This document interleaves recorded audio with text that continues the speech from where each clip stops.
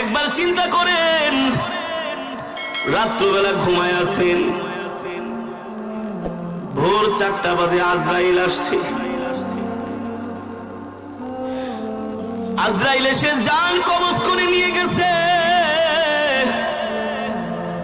এত টাকা খরচ করে বাড়ি বানাইলেন, আপনার আমার জায়গার বেডরুমে হবে না, ড্রয়িং রুমে